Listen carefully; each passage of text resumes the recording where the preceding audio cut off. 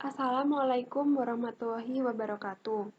Perkenalkan, nama saya Olivia Karinina, NIM 176100097. Pada kesempatan kali ini, saya akan menjawab pertanyaan ujian akhir semester pada analisis fungsional. Pada presentasi kali ini dibagi menjadi 3 topik. Yang pertama, ruang bernorma. Yang kedua, semi-norm. Yang ketiga, operator linier, inverse linier, operator linier terbatas, dan operator linier kontinu. Yang pertama, jelaskan definisi ruang bernorma dan ruang bana. Dan berikan dan jelaskan masing-masing satu contoh metrik yang bisa diinduksi dari norm dan metrik yang tidak bisa diinduksi dari norm. Yang pertama, kita definisikan ruang bernorma.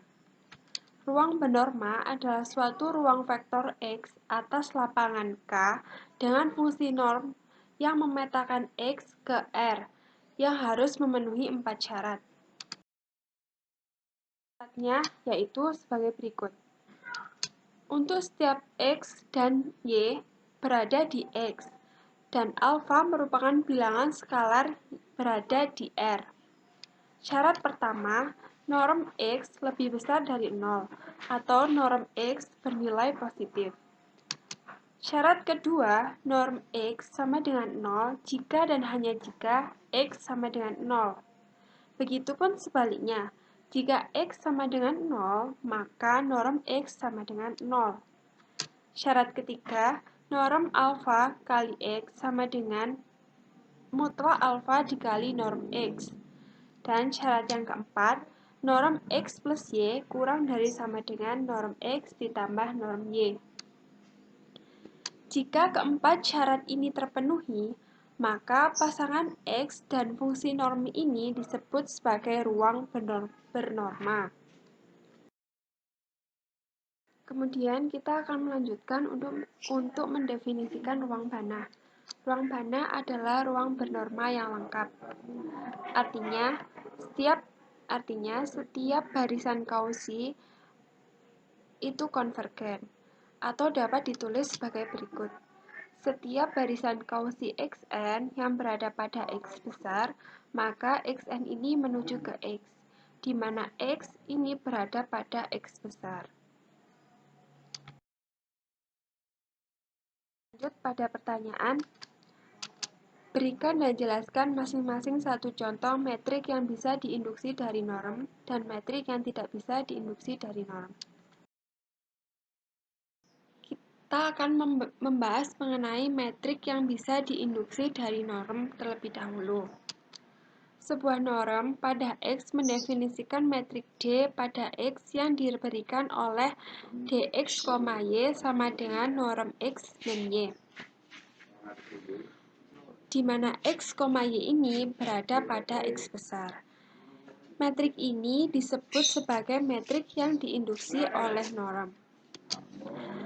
Untuk membuktikan ini, berdasarkan lemma translation invariance, metrik yang diinduksi oleh suatu norm pada ruang norma X memenuhi yang pertama, dx ditambah alfa, y ditambah alfa sama dengan dx, y. Yang kedua, D dikali alfa X, alfa Y sama dengan mutlak alfa dikali dx, y. Di mana untuk setiap X, Y, A berada pada X, dan A ini merupakan bilangan skalar.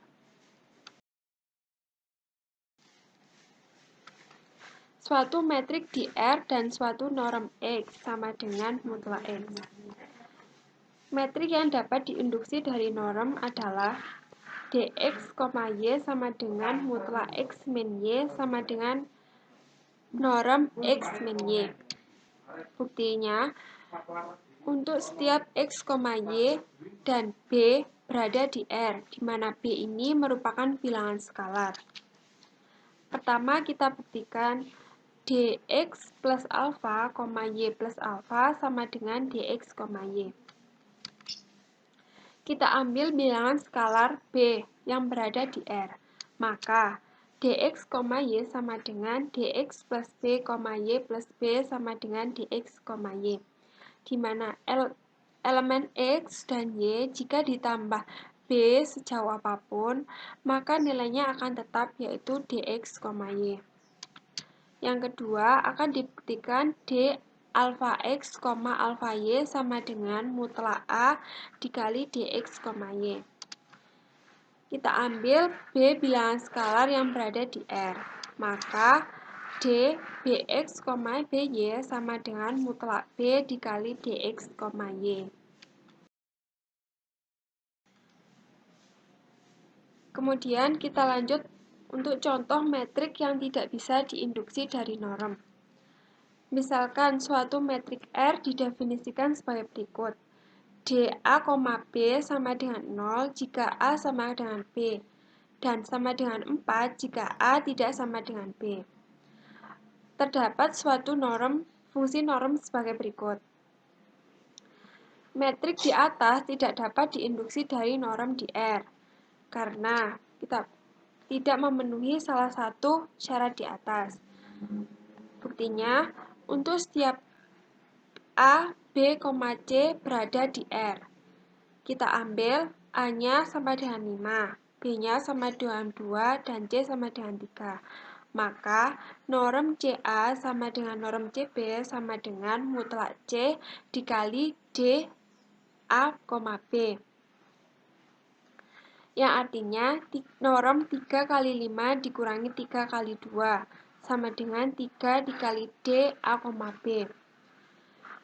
Sama dengan norm 15 dikurangi 6, sama dengan nomor 9, sama dengan 3 dikali 4, sama dengan 12. Di mana 9 ini tidak sama dengan 12. Sehingga terbukti bahwa metrik DA, B tidak dapat diinduksi. Kita lanjut pada pertanyaan kedua. Jelaskan definisi dari seminorm atau pseudonorm. Kemudian, pertanyaan selanjutnya, misal P adalah seminorm pada ruang vektor V. Mungkinkah terdapat X1, X2 di V sehingga X1 tidak sama dengan X2, namun PX1 sama dengan PX2. Jika mungkin terjadi, berikan contohnya. Jika tidak mungkin terjadi, berikan alasannya.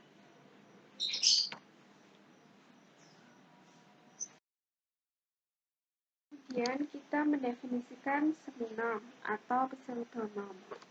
Seminorm adalah suatu ruang vektor X di mana pemetaan P dari X ke R yang harus memenuhi syarat N1, N3, dan N4. Syarat-syaratnya yaitu yang pertama N1, norm X lebih besar dari 0 atau bernilai positif. N3 yaitu norm alpha X sama dengan mutlak alpha dikali norm X. Dan N4 yaitu norm X plus Y kurang dari sama dengan norm X ditambah norm Y. Mungkinkah terdapat X1, X2 di V sehingga X1 tidak sama dengan X2, namun PX1 sama dengan PX2? Jika mungkin terjadi, berikan contohnya, dan jika tidak, maka berikan alasannya. Jawabannya adalah ya, mungkin terjadi. Contohnya, misalkan V subset dari R2. Kita definisikan PX sama dengan mutlak X untuk setiap X-nya berada pada V. Kita ambil X1 tidak sama dengan X2.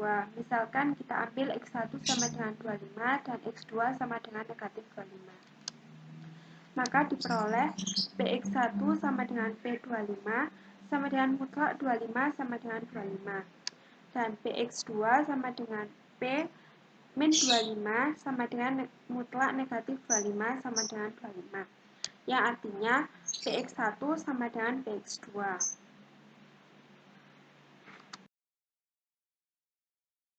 Kita lanjut pada pertanyaan ketiga, yaitu jelaskan definisi dari operator linear, inverse operator, operator linear terbatas, dan operator kontinu.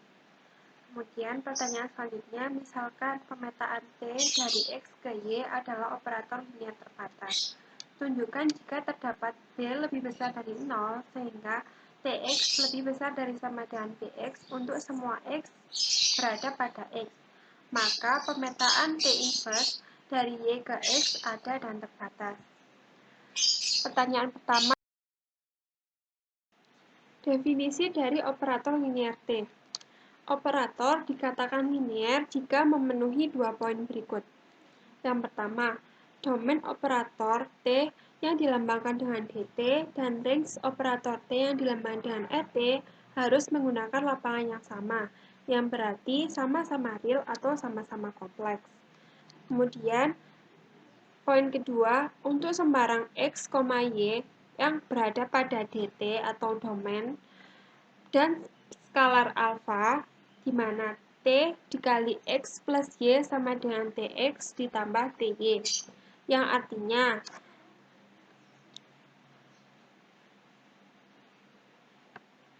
dua elemen X plus Y ini jika dijumlahkan dulu, baru kemudian dipetakan, itu sama dengan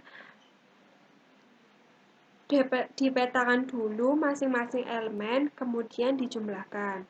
Kemudian, T alpha X sama dengan alpha TX, yaitu di mana elemen dikali dengan skalar terlebih dahulu, kemudian dipetakan, itu sama dengan perkalian antar skalar dengan pemetaan dari elemen. Dua persamaan ini dapat disingkat sebagai berikut. T alpha X ditambah beta Y sama dengan alpha TX ditambah beta TY. Kemudian kita lanjut pada inverse operator. Definisi inverse operator.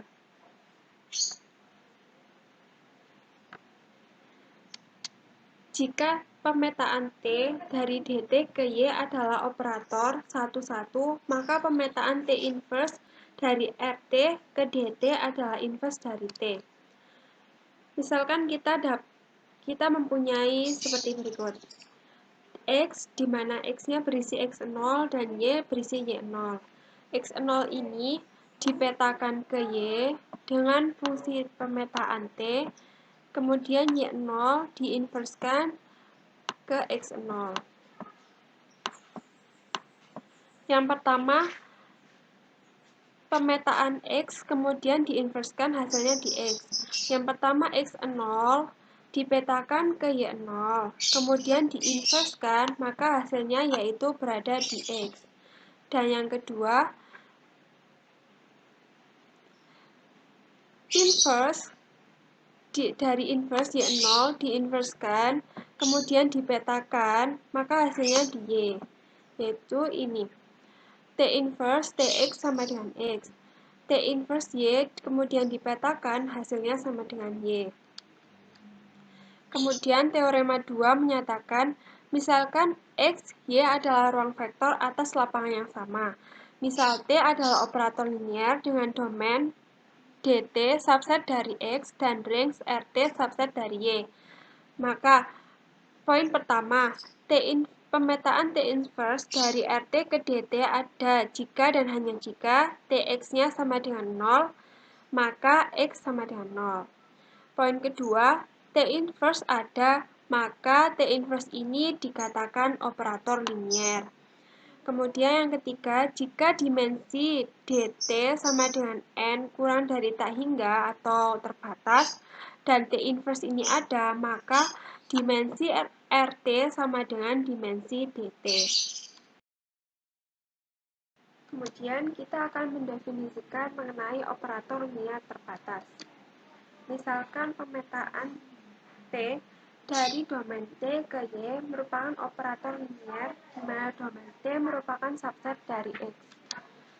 T dikatakan terbatas jika terdapat C yang berada di R, sehingga norm Tx kurang dari sama dengan C dikali norm X. Maka, norm Tx dibagi norm X kurang dari sama dengan C. Ini merupakan definisi dari operator linear terbatas. Kita akan melanjutkan mendefinisikan operator kontinu. Misalkan, pemetaan T dari domain T ke Y merupakan sembarang operator, di mana sembarang ini tidak harus merupakan linear. domain T subset dari X dan Y merupakan ruang bernorma. T dikatakan kontinu di X0 apabila X0 yang berada pada domain T memenuhi setiap epsilon positif terdapat delta lebih besar dari 0, delta positif, sehingga norm X min X0 kurang dari delta, jika norm Tx min Tx0 kurang dari epsilon. Di sini untuk semua X-nya berada pada domain T. Kemudian pada soal, misalkan pemetaan T dari X ke Y adalah operator linier terbatas. Tunjukkan jika terdapat B positif sehingga Tx lebih besar dari Bx. Untuk semua X yang ada di X, maka pemetaan T inverse dari Y ke X ada dan terbatas. Kita misalkan X1, X2 berada di X, sedemikian hingga Tx1 sama dengan Tx2. Jika Tx1 dikurangi Tx2 sama dengan 0, diketahui bahwa B-nya bernilai positif, sedemikian hingga norm Tx1 dikurangi Tx2 lebih besar dari sama dengan B dikali norm X1 min X2. Norm X1 min X2 lebih besar dari sama dengan 0. X1 sama dengan X2 sama dengan 0. Jadi, X1 sama dengan X2. Jadi, dapat diketahui bahwa T ini adalah injektif atau fungsi satu-satu. Kemudian, berdasarkan teorema 2A, pemetaan dari T inverse dari range T ke domain T ada jika dan hanya jika Tx-nya sama dengan 0, jika X-nya sama dengan 0. Misalkan, yang pertama T inverse-nya ada, maka Tx1 sama dengan Tx2, sehingga Tx1 min Tx2 sama dengan 0, sehingga didapatkan X1 sama dengan X2. Kemudian, misalkan X2-nya sama dengan 0, maka Tx1-nya sama dengan 0, dan X1 sama dengan 0. Yang ketiga, jika Tx-nya 0, maka norm Tx lebih besar dari sama dengan B dikali norm X. Sehingga B dikali norm X kurang dari sama dengan 0, karena Tx-nya ini sama dengan 0. Sehingga norm X sama dengan 0. Jadi, T inverse ada dan pemetaan T inverse dari Y ke X. Kemudian, kita akan membuktikan bahwa T inverse ini terbatas. Misalkan Tx ini sama dengan Y, maka X sama dengan T inverse dikali Y. B dikali norm X kurang dari norm Tx. Sehingga B dikali T inverse Y kurang dari sama dengan Tx, di mana X-nya tadi adalah T inverse Y. Sehingga T inverse Y kurang dari norm T inverse Y kurang dari sama dengan 1 per B dikali norm Tx. Karena Tx ini sama dengan Y, maka norm T inverse Y kurang dari sama dengan 1 per B dikali norm Y. Sehingga dapat diketahui bahwa T inverse ini terbatas. Jadi, terbukti pemetaan dari T inverse dari Y ke X ada dan terbatas. Terima kasih, sekian dari saya. Mohon maaf jika ada salah kata. Wassalamualaikum warahmatullahi wabarakatuh.